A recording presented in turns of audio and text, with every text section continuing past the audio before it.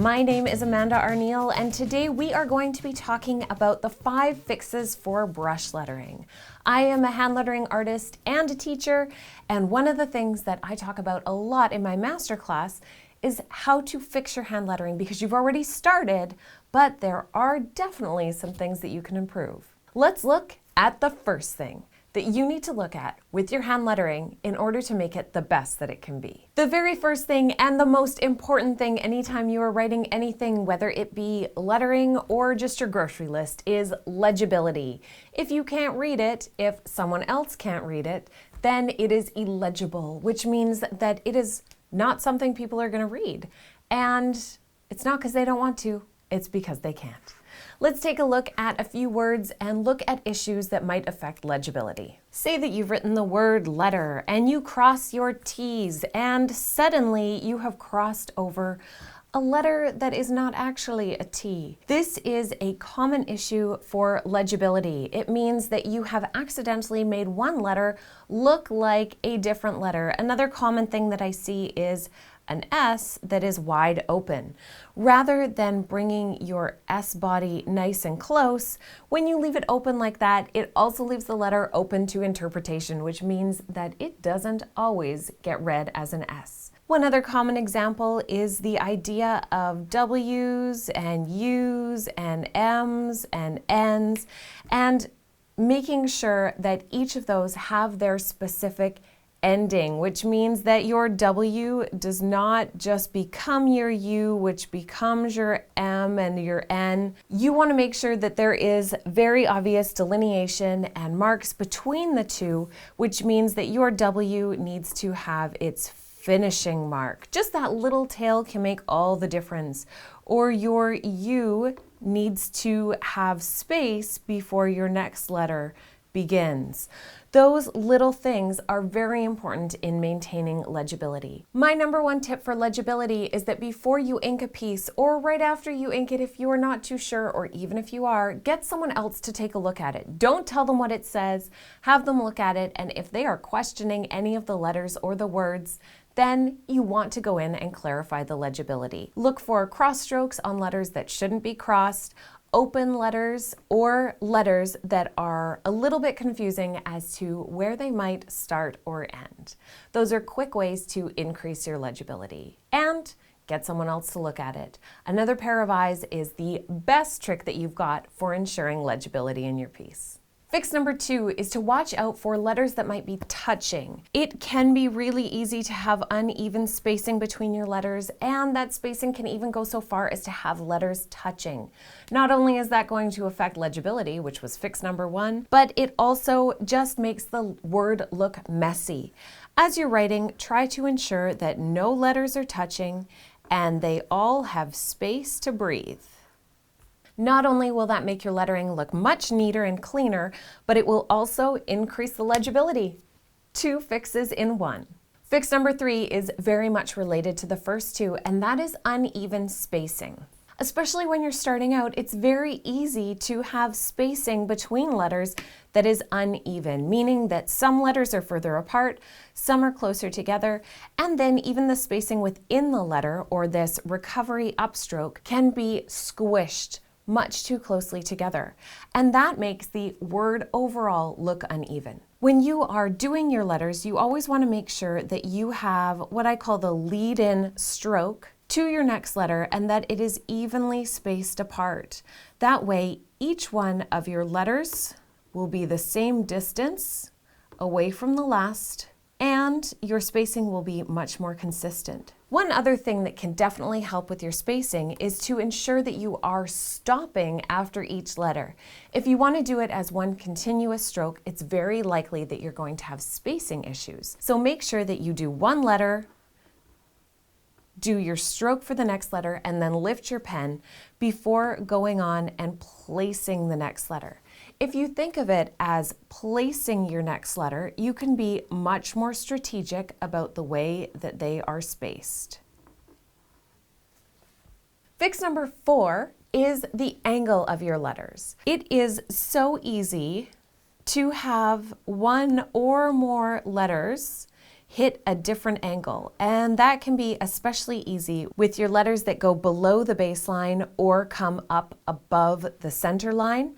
Those full height letters and the letters with a tail. Often you will have those going at a different angle to the rest of your letters. So take a look at your letters and see how they are standing. You can even use a pencil to draw a line down your downstrokes. That will help you see when you have a downstroke that is at a different angle to the rest of your letters. To fix that, you want to rewrite your letters and really think about keeping a consistent angle. So that means that you pay attention to the ones that have gone at a different angle and you modify it the next time.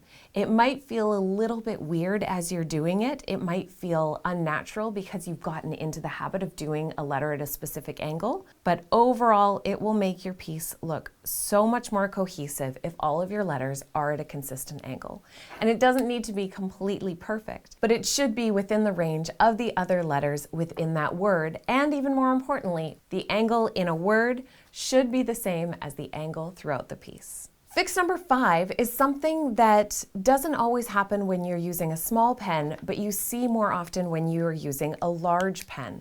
Now, I know that a lot of people suggest the Tombow dual brush marker when you're starting out, and I think that a lot of that is the draw of all of the beautiful colors. There are so many colors available, but this is not a great beginner starting pen. Their Tombow Feud pen with the hard nib is the way that you want to go when you're starting out, because the nib doesn't have as much flex to it, which means that it basically only has 2 gears. It has upstroke, very light pressure, or downstroke with heavy pressure.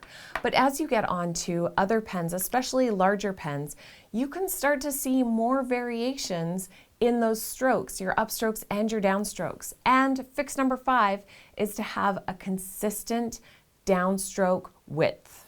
Now, larger pens only serve to magnify the issue.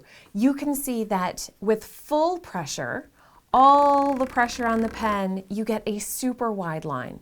With pressure, you get a line that is not as thick, which leads to inconsistent downstrokes. And sometimes you might think you're doing full pressure, but it can just be less and less pressure, giving you so much variety in your stroke width. You want to find that perfect sweet spot for you, and this is much easier to achieve with the small hard nib pen than it is with the larger pens. There is just more brush space for you to use or not use, giving you a lot of variety in your width. To fix this, you want to make sure that first of all, you're holding your pen correctly. You need to hold your pen so that it is to the side of where you're writing.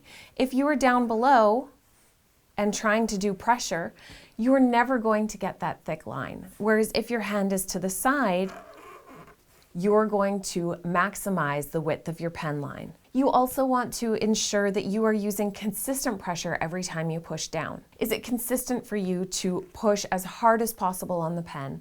Or where is that sweet spot for you, where you're getting enough pressure that it's a nice thick downstroke and you can still be consistent with it every time? Also, if you happen to be doing fauxligraphy, where you're drawing each side of your letter, it's just as important that you are getting that consistent width.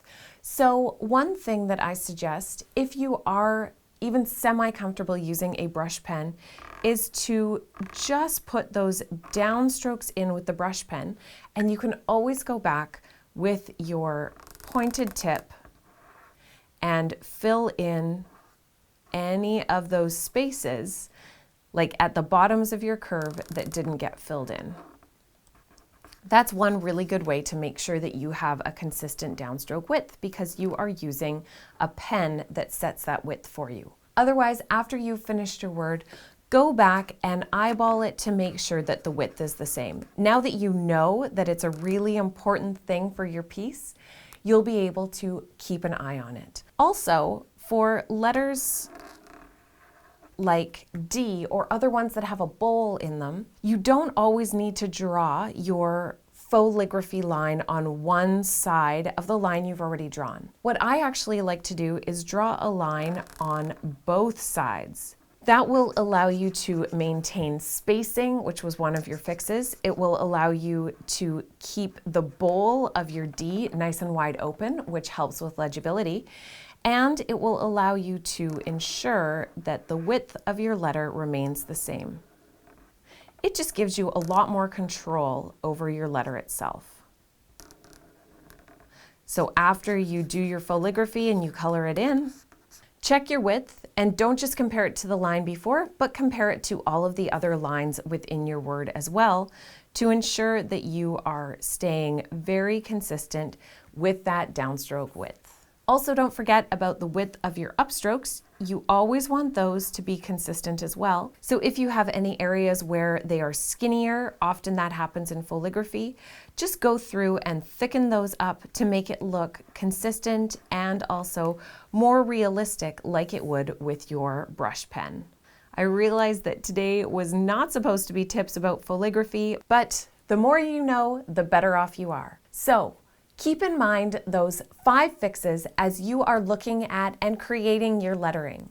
You might even want to go back to some of your old pieces that you loved, do these little tweaks and make them something that you are absolutely in love with now. Keep those 5 fixes in mind. Legibility, can you read it? Touching, are any of the letters touching one another? Spacing, is there equal distance between each of the letters? Angle, are the angles of your letters consistent within a word and within the whole piece?